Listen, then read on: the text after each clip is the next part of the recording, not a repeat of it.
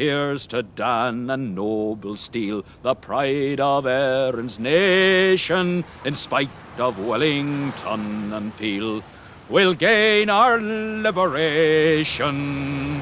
Who was O'Connell? He was a staunch Irishman, but he was more inclined to be a pacifist, unlike Irish in his actions. He was well liked by most people. 18th century. We owe him a lot, I suppose. He's the starter of liberation. He was very fond of females. Female? Females, yes. How to say anyway, I don't know. Oh, he's a great man, I know that.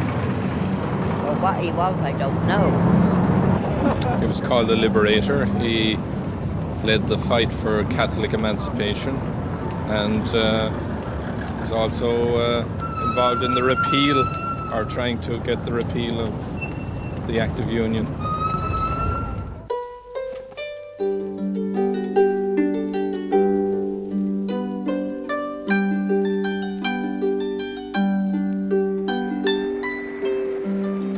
Daniel O'Connell was born in 1775 near Cahirciveen, County Kerry.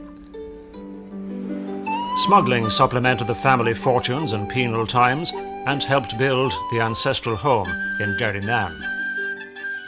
The O'Connells, unusual among Catholics at the time, were landlords. His mother, Catherine O'Mallan, is reputed to have introduced cock noses and bad teeth into the family. Maurice, nicknamed Hunting Cap, was his uncle. A shrewd Kerryman, he inherited the family estate and managed the smuggling. A direct descendant of the Liberator, Professor Maurice O'Connell teaches history at Fordham University. An acknowledged expert on O'Connell, he is a regular visitor to the ancestral home in Derrynane.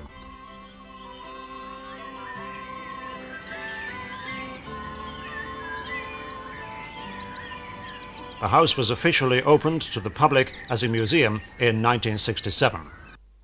The O'Connell family were well connected in the 18th century. O'Connell had a great many connections with France.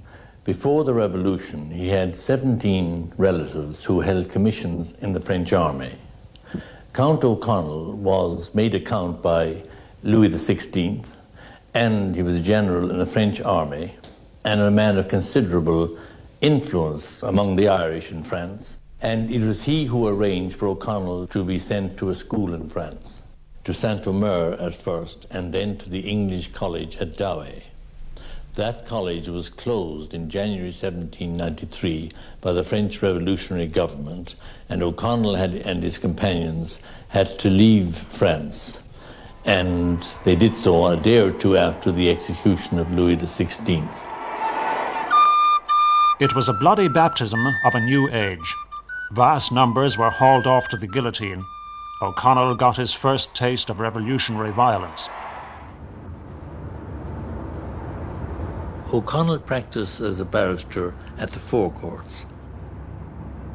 The Relief Act of 1792 allowed Catholics to enter the legal profession, though they could not become anything other than junior barristers. Nevertheless, this was the first time that they could enter the law. After studying in London and Dublin, he qualified as a barrister in 1798.